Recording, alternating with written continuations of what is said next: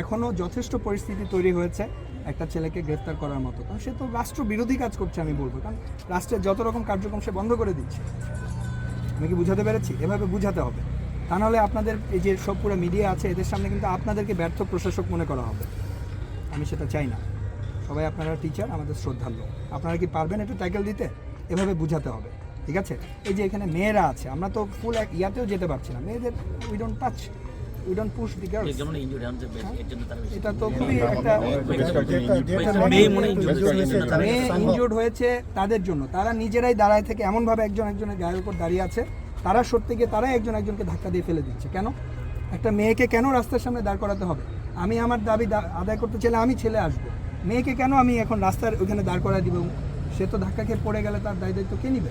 দাঁড়াও, এখানে দাঁড়াও, রাস্তার দুই পাশে দাঁড়াও।